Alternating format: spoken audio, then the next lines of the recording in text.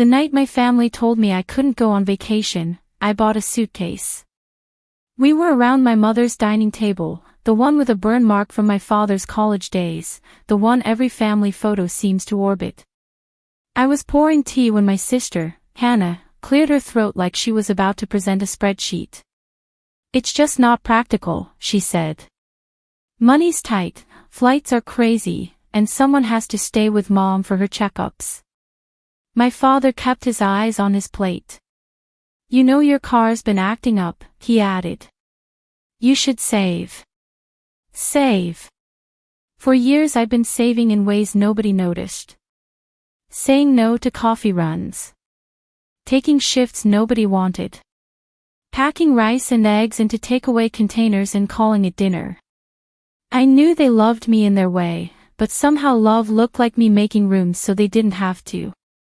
I took a slow breath. "I can manage my own ticket," I said. "I've been putting money aside. I want to come." Mom's hand softened over mine, gentle and tired. "Sweetheart, you're always the reliable one. We need you to watch the house, keep the garden watered, pick up my prescription if I'm dizzy. And the dog gets sick if he's boarded." Her eyes were apologetic, almost pleading. "It's only a week." A week had stretched into years like this. Me filling in, covering shifts, sitting at Thanksgiving beside suitcases I never packed. The year they went to the coast, Hannah texted a sunset. The year before, it was the mountains and a photo of my father in a rented jacket, smiling in a way he rarely did at home. "It's not a punishment," Hannah said, as if reading a line she had practiced. "You'd hate the planning, anyway." I looked at them, my family, each of us shaped by the house that creaked differently in winter and summer. I wanted to tell them that I loved them enough to want a week where I wasn't useful. I wanted to explain that being reliable is not the same as being included. Instead, I nodded, because nodding kept the room calm. We finished dinner in small talk. My father told a story about a client. Mom asked about my work schedule and reminded me about the basil by the patio door. Hannah offered to send me the watering reminders so you won't forget. It all sounded like kindness if you didn't listen closely. After they left the table, I stayed to wash dishes. The warm water fogged the window above the sink. Through the glass I could see the outline of the patio string lights my father never took down, even though they were broken. The fridge's old magnet held up a calendar page. The last week of June was blocked out in red pen. No words, just a thick, greedy rectangle like a wound. They had planned this for weeks. Maybe months. They had chosen the dates before they chose to tell me I couldn't come. My heart beat hard, then settled, steady and sure. I dried my hands, went upstairs, and pulled the battered laptop from under my bed. I opened a browser, searched the flights for the same week they had chosen, the one the calendar bled around. The prices made my throat tight, but not because I couldn't afford it. Because for once I was going to spend money on something that didn't keep anybody else's life running. I clicked on a small hotel room, a bus ride from the beach. White walls, a narrow balcony, a kettle for morning tea. The photos were not glamorous, but they were honest. I typed my name. I typed my card. I felt my future shift under me like a boat leaving dock. When the confirmation email chimed, I sat back and listened to the house, pipes settling, the dog's soft snore, my mother humming to herself in her room. I loved them. And I was going anyway. I opened a new note on my phone and wrote the first lines: itinerary, pack light, leave early. Do not tell anyone yet. My thumb hovered, and then I added one more: remember why. The floorboard in the hallway creaked, the way it does when someone steps on the spot we all know to avoid. Hannah's voice called from the stairs, too casual. Hey, you still up? I left something in the kitchen. I locked my screen and waited, the confirmation email still glowing in my mind like a secret lantern. She stopped at the doorway, studying me. What is it? I asked. She smiled, small and careful. Nothing. Just checking you're okay. Her eyes slid to the fridge, to the calendar with its red rectangle. Then back to me. I'm fine, I said, and my voice surprised me with how calm it sounded. She nodded, turned, and patted down the hall. I listened to her door close. I slipped the confirmation email into a folder on my phone named Receipts, and for the first time in a long time, I felt like one of my choices belonged to me. The next morning, a message would appear on my phone from the family group chat, and it would make my hands shake for a different reason. The group chat lit up at 6:12 a.m., vibrating my nightstand like a small alarm. Hannah had renamed it Summer Crew, and my name sat under it like a guest who didn't RSVP. Hannah, flights booked. Friday, June 28, 7:50 a.m. Everyone check in by Thursday night. Dad, car rental confirmed. 1 SUV. I'll drive. A second later, a photo appeared, a pale blue house near dunes, a string of clean towels on a railing, the kind of morning sun that makes everything look forgiven. Under the photo, Hannah wrote, 3 bedrooms, ocean view. I typed, then erased, which room is mine? Mom chimed in with a heart emoji and a list. Packing, hats, sunscreen, sandals. Oh, and can someone remind me to cancel the newspaper? Then came the line that settled the room in my chest back into its old shape. Hannah, we counted you out in the booking to keep costs low. Hope that's okay. I stared at the screen until the words blurred. The cheapness of it wasn't the money, it was being reduced to a calculation. Cheaper, without me. A message from Dad followed like a hand on my shoulder that pushed down instead of steadying. Since you'll be home, can you keep my fern watered every other day? And the dog. He likes his food warmed a bit. Mom added, gentle as always.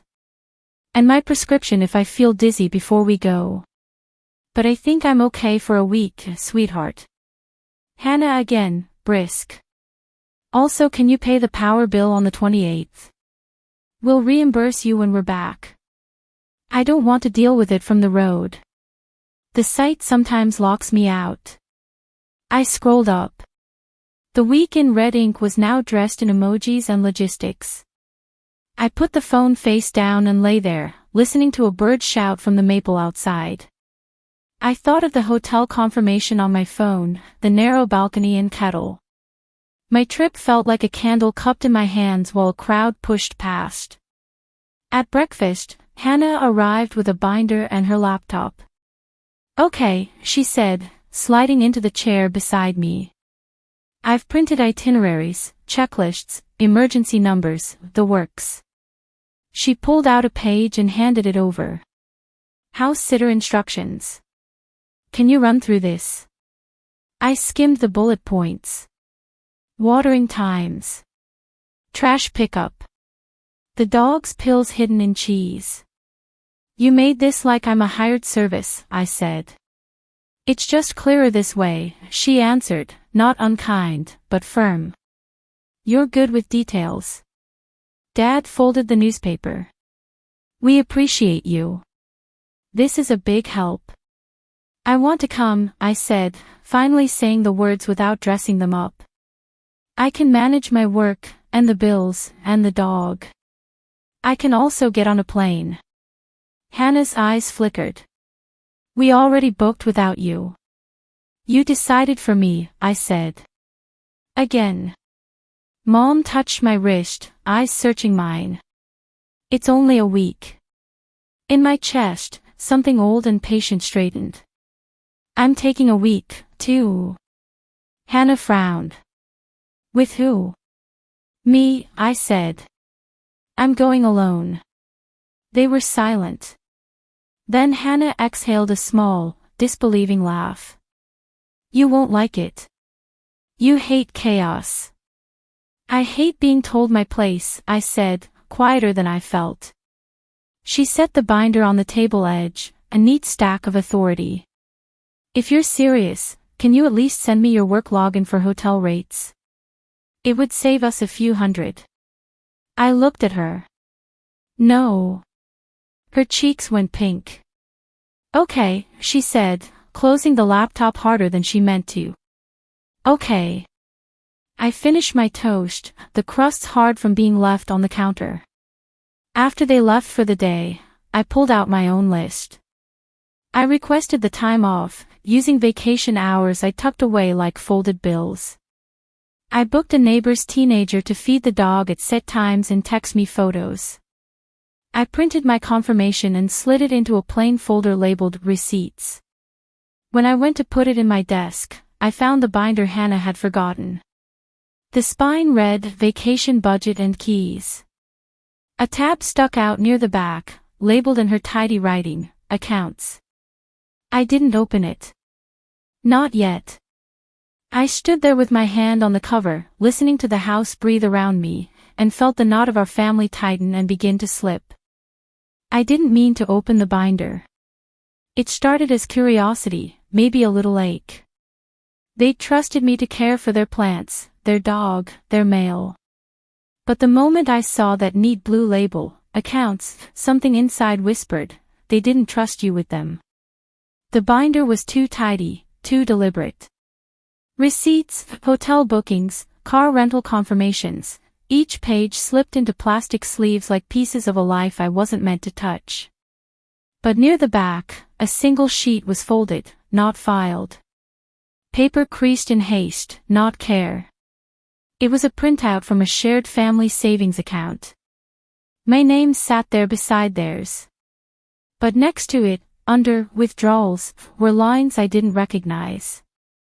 Transfer, vacation fund, $1,200. Then again, a week later. Transfer, vacation fund, $1,000. The balance under my name read $0. I blinked. Once. Twice. Then my stomach dropped as the truth formed quietly, cruelly. The savings account I'd been depositing into for years, the family emergency fund, had been emptied. By them. To pay for the vacation I wasn't invited to. For a long time, I just sat there. The room felt heavier. Dust floated in sunlight through the blinds, like time slowing down so I could see every life floating past. The front door creaked. I froze. Hello. It was Mrs. Carter, the neighbor, her soft voice carrying from the porch. I slid the binder shut, tucked it under some magazines, and opened the door. Oh. Sorry to bother, dear, she said. Your mom said I could drop this off. It's her sunscreen, she forgot last week. Her eyes caught the binder spine, still peeking from under the stack. She had that knowing look old neighbors have, the kind that reads a room faster than words. Everything all right, honey? I hesitated. Then, before I could stop myself, the words slipped out. They used my money. For their trip. Mrs. Carter's smile softened into something older, sadder. Oh, sweetheart. She stepped closer. That's not right. I shook my head. I don't even know how to bring it up. They'd say it was a mistake. She studied me, then reached into her purse and pulled out a small card. This is my son, Jacob. He's a paralegal, helps people with account disputes and inheritance stuff. Tell him I sent you. I looked down at the neat handwriting. I'm not suing them, Mrs. Carter. She smiled. Doesn't have to be a lawsuit. Sometimes you just need someone to help you see what's yours. That night, I sat with the binder again. My phone buzzed with their messages, Hannah's sending packing updates, Mom asking about the basil. Don't forget to cut the brown leaves, she wrote, ending with a heart. I opened my laptop, typed Jacob's email, and attached a photo of the bank statement. I just need to understand this, I wrote. His reply came the next morning. Looks like joint funds were reallocated without consent. You could request documentation from the bank. Want me to help draft the inquiry? The phrase without consent made my pulse skip.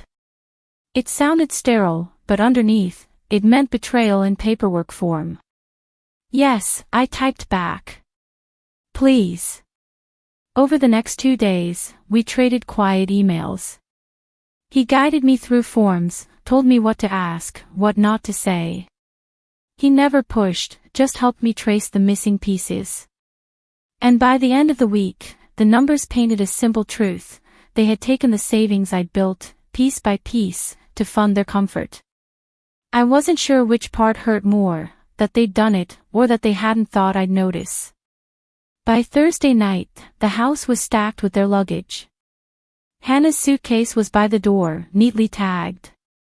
Dad's shoes lined up for the morning. Mom's travel pillow already looped on her bag handle. Don't forget to water the fern, she called out, cheerful. I smiled back, because that's what the good child does. But upstairs, my suitcase waited too. Folded clothes. Passport. The printed itinerary tucked behind my toothbrush. My own flight, booked for the same day. Different city.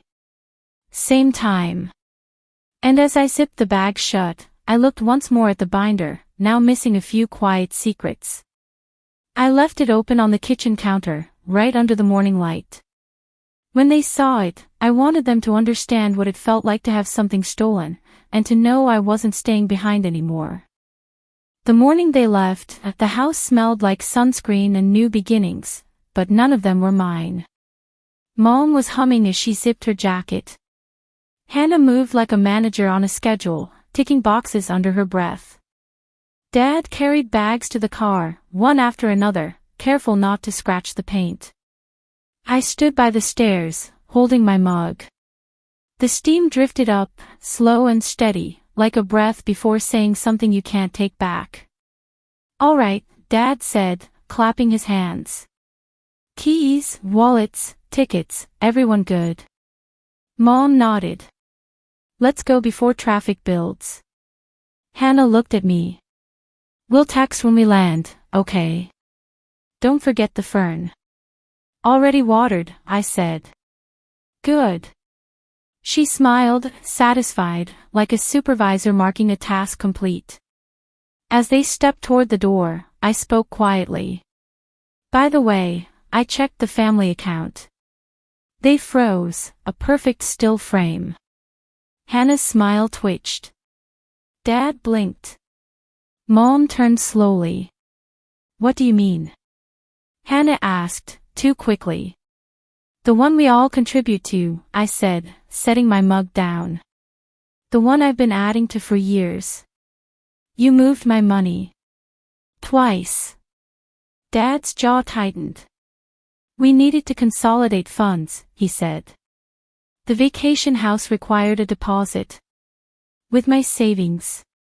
I asked, voice calm but sharp enough to make him stop mid-sentence. Hannah folded her arms. It was for everyone, not just you. Then why wasn't I invited? The silence that followed had weight. Real weight, the kind that makes rooms feel smaller. Mom took a step closer. Sweetheart, it's not what you think. We were going to tell you. It's just that. You already booked everything. You knew I wanted to go. You decided I'd stay, and then used my money to make it easier to leave. Hannah's face hardened. You're overreacting. It's a family trip. You're part of the family. That money's shared. I held up the printed statement, the ink faint from my desk lamp. Then why does it say transfer from my sub-account? Not yours. Not Dad's. Mine. Her eyes darted to the page, just once, then back to me. You shouldn't have gone through that binder. And you shouldn't have taken what wasn't yours. Dad sighed, his voice low and final. We'll fix it when we get back. Don't ruin the morning, please. That word, ruin, hit harder than I expected. I'd been the fixer for so long, the one who made sure nothing was ruined. The one who filled cracks with silence. "Don't worry," I said. "I'm not ruining anything. You should go. You'll miss your flight." Hannah frowned, suspicious. "You're being very calm." "I've had time to think," I said. "About fairness. About choices." Mom reached for my arm. "We'll talk when we return." I smiled softly. "We won't need to." Outside, their car door slammed. The engine started. I watched from the window as the SUV rolled down the street, the morning sun catching its rearview mirror until it disappeared beyond the corner. When the sound faded, I exhaled. My heart wasn't angry anymore, just clear. I looked around the kitchen. The binder lay on the counter, open to the printout. Next to it sat an envelope, sealed with my handwriting, "To whom it may concern, Vacation Fund Inquiry." Inside were copies of the bank correspondence and the formal notice Jacob had helped me draft. The request would freeze the account pending investigation. No withdrawals, no transfers, until the ownership was verified. I left the envelope by the front door, where they'd see it the moment they came home. Then I picked up my suitcase and headed to the taxi waiting outside. The driver asked, "Airport, miss?" "Yes," I said, settling into the seat. "And please, take the long way. I don't mind waiting." As the city slid by, the morning light stretched wider. For the first time, I didn't feel like I was running late for someone else's life. At the airport, I passed a gift shop. On impulse, I bought a small notebook with a blue cover and the words asterisk for new beginnings. Asterisk. I smiled, it was almost poetic. My phone buzzed. A message from Hannah. "Forgot to leave the car key. Where are you?" I typed back. "Don't worry. I'm gone too." And as I boarded my flight, destination written only for me, the screen lit again with her typing bubbles. Then stopped. I turned my phone off. But when I landed, there was one last message waiting, one that would change how I saw everything they did next. The message came hours later, after I'd unpacked in my small hotel room, white walls, soft ocean hum, the quiet I'd been craving for years. It was from Mom. "Sweetheart, we just got a call from the bank." "What happened?" I sat on the edge of the bed, phone in hand, waves rolling faintly through the open window. For a long time, I didn't answer. I just let the sound of the sea fill the space where explanations usually lived. Then Hannah texted. "Did you seriously freeze the account? Everyone's panicking. We can't even pay the rental deposit now." I read it twice, then placed the phone on the nightstand. I didn't owe an apology. What I owed myself was silence, the kind that doesn't need defending. The next morning, I walked along the beach, letting the water reach my ankles. The tide was soft, pulling sand around my feet, reminding me that even the ground shifts when you stop trying to hold it still. I passed a cafe with wicker chairs and the smell of coffee that wasn't rushed. I sat down, ordered tea, and opened the little blue notebook I'd bought at the airport. On the first page, I wrote. For years, I thought love meant saying yes. Maybe it also means learning when to say no, even to family. My phone buzzed again. "Mom. Please talk to us. We didn't mean to hurt you. We'll fix the account when we get back." Then another from Dad. "I understand you're upset. Let's settle this calmly. We'll reimburse what's yours." And finally, from Hannah. "You didn't have to go behind our backs." I smiled faintly. The irony almost made me laugh. Behind their backs, that's how they saw it, not as defense, but defiance. I sipped my tea and let their words fade behind the crash of waves. Later that day, I called Jacob. Everything went through? I asked. Yeah, he said. The bank froze the joint account pending documentation. You'll get a separate statement and a reimbursement once they verify your contributions. Thank you, I said softly. He paused. How are you holding up? I looked out at the sea, sunlight skipping across the water like tiny promises. Better than I expected, I said. We hung up, and for the first time in a long time, I didn't feel like the reliable one. I just felt like myself. That evening, I wrote postcards, one to each of them. Not angry letters, not confessions. Just small truths, folded into simple words. To Mom. I'll always love you, but love doesn't mean staying behind. To Dad. I learned to be steady from you. Now I'm learning to be free. To Hannah. I hope one day you'll plan a trip and think of me first, not last. I mailed them at the little post office near the pier, the kind with peeling paint and wind chimes by the door. Then I walked back along the water, barefoot, carrying only my sandals and a calm heart. When the sun dipped low, turning the sky honey and rose, I sat on the sand and watched families gather with laughter and cameras. It didn't sting anymore. I wasn't missing out. I was simply elsewhere. My phone buzzed once more. A photo from Hannah, the same vacation house, the same balcony, but this time no smiles. Underneath, a message. We saw your letter. You were right.